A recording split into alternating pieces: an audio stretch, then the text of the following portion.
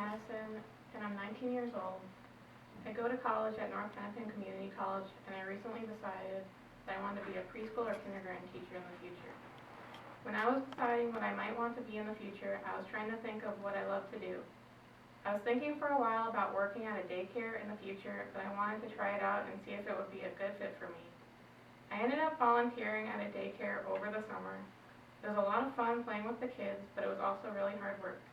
I wasn't sure if I wanted to work at a daycare for the rest of my life, so I started exploring other options. I eventually learned that museum studies was something I could major in school for, and I thought I would enjoy it because of my love of history.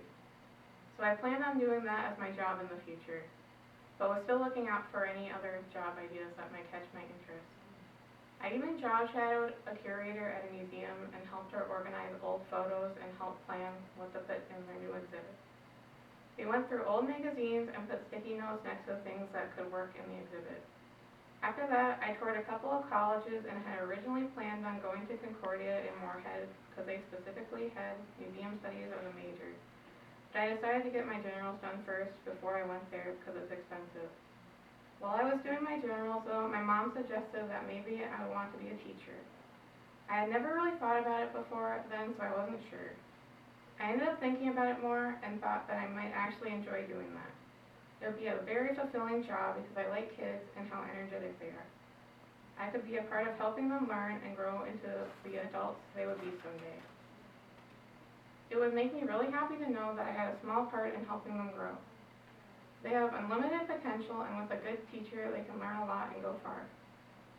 I know how important it is to have a good teacher because when I was in kindergarten, I didn't have a good teacher.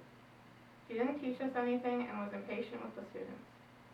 She didn't take her time to talk to us if we were having issues in class, so most of us didn't know if we were doing bad or good in her class. She would try to embarrass us with things she would say, like, one time at snack time, I dumped my small bag of cheese on the table so they were easier to get at, and she called me a pig. I remember how sad that made me till this day. She also tried to hold me back so I wouldn't go into the first grade with all my friends. But my parents wouldn't let her, and during class she announced to the entire class that I wasn't supposed to move on to the first grade, but my parents wouldn't allow them to hold me back. I went into the first grade not knowing my alphabet. When I was in first grade, I switched to a different school in the middle of the year. I still didn't know my alphabet and couldn't read. I didn't realize that it wasn't normal to not know it already until I saw all the other kids saying it without any trouble. When I realized that, it made me feel really stupid at the time. I then, with the help of my parents and new teachers, started to slowly learn.